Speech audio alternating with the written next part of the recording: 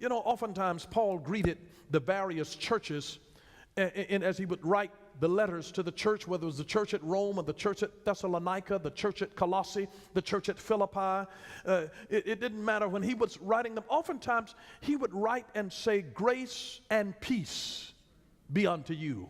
He would say, grace and peace be multiplied to you. You see, remember, Paul is writing to young Timothy, and he's letting him know, Timothy, endure hardness as a good soldier of Jesus Christ. Now, there are some things that God will deliver you from, and there are other things that you're going to have to endure. When you are enduring, hear me carefully, when you are enduring something, what you need is hope. Hope is the thing that pulls you through anything that you have to endure. You need hope more than anything else. You need hope. Now, when you're getting started in a journey, you need faith. But when you're in the thing, you need hope. And as you finish the thing, you need love.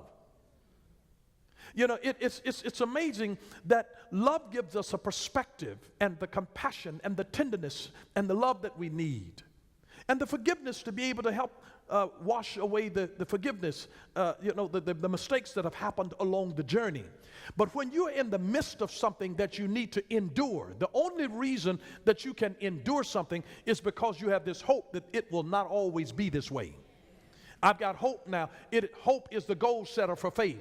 My hope is the thing that is pulling me out of this thing. It is my hope that won't let me get depressed even though I'm living in this current situation right now. My hope is in him. My hope is built on nothing less than Jesus' blood and his righteousness. Listen, we have a blessed hope. We have a blessed hope. So when you're in a situation, you know, your hope is the thing. Hope is expectation of favorable change. It is saying, I am believing for my situation to get better. I'm believing for new opportunities to come my way. I'm believing for money to start flowing. If you're in a bad situation where you need something, you know, it is your hope. You have to, if you're sick in your bed, you better have a picture of yourself while you were up well. You need to look at some video footage of you playing and laughing and doing good things and have pictures on your mirror of where you were healthy. Look at yourself. It gives you the hope of being restored. You have to see yourself already. That becomes your hope. When you're in something that you're enduring, that trouble does not last always. And so it is our hope that you establish in that thing that actually pulls us through the things that could really mess us up at different times. So notice it is grace. As Paul would be writing to the church, he would write, grace and peace be multiplied to you. Grace and peace be unto you. You know why? Because if you don't get God's grace, you'll never have peace. If you don't have his grace in your marriage, you'll never have peace in your marriage. I mean, if you've not learned the grace of God to be able to deal with your husband or to deal with your wife, you won't have any peace. It is grace that brings peace. Until you get the grace, you will never have the peace. And this is why Paul is reminding young Timothy, be strong in the grace that is in Christ Jesus. Listen, if you got a hard road, you got to realize, I'm built for this hard road. I'm called to this. I didn't call myself to a difficult road, but God has graced you for the difficult road. Not everybody can handle adversity. Not everybody can handle fame. Not everybody can handle money. God has to grace you. Not everybody can handle criticism. God has to grace you. Whatever is difficult in your life, there is a grace that is in Christ Jesus that is available for you. And if you don't have the grace, it'll make you sick. You'll be dealing with ulcers and all kinds of nervous situations, and you know, your mind will be off balance. You won't be sleeping well at night, and you can have the grace and still deal with some of that. Are you listening? You know, it doesn't mean that because you're graced of God that you don't have any challenges. Grace does not exempt you from challenge. It sustains you through it. It won't kill you. Grace keeps it from killing you. You know, have you ever been in a situation and you said, by the grace of God, you know, I'm still here by the grace, because I could have died. It almost killed me. It almost took me out, but it is by the grace of God.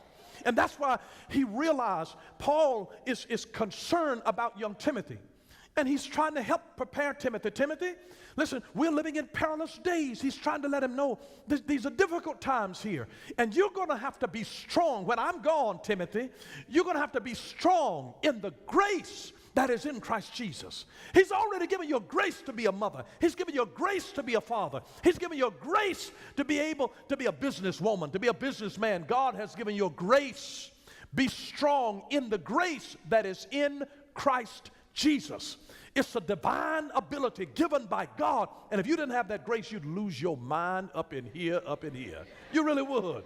But you are thankful to God for the grace. There's a grace that is in Christ Jesus that he brings into our life and prepares us in an incredible, incredible way. Remember now that peace is not the absence of problems. Peace is the presence of God. It's the presence of God in it.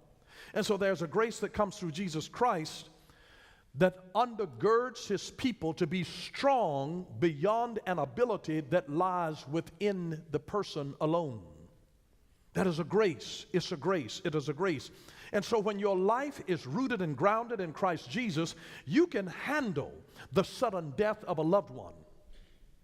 And you can handle the sudden loss of a job. You can handle a health crisis. You can handle a divorce.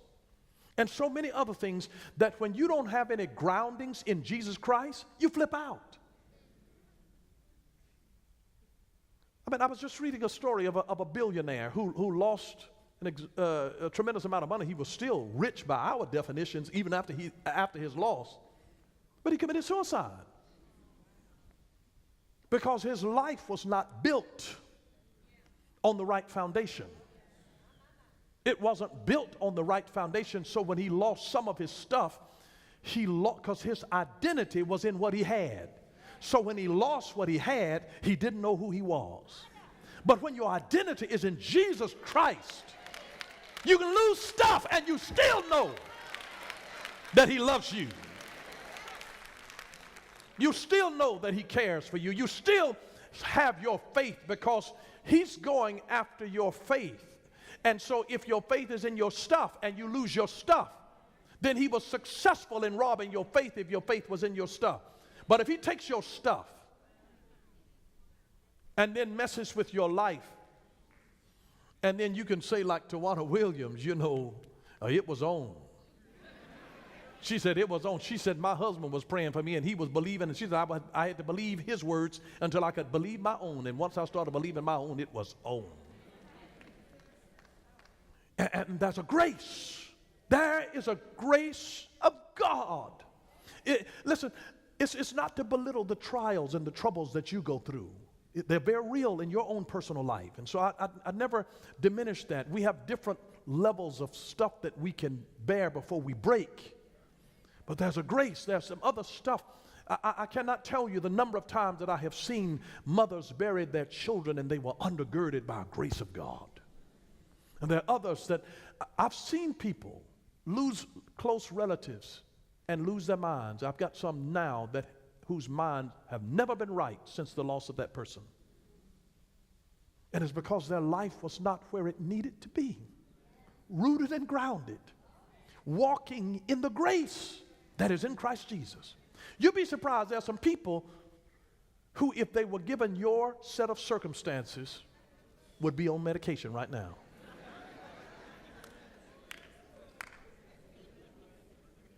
I mean Prozac, I mean some Vicodin, I'm talking about some strong stuff. Strong stuff, just to keep you calm. Be on some strong stuff because they couldn't handle the stuff that you are graced to handle. And you may feel yourself, you know, I'm not doing too well myself. Listen.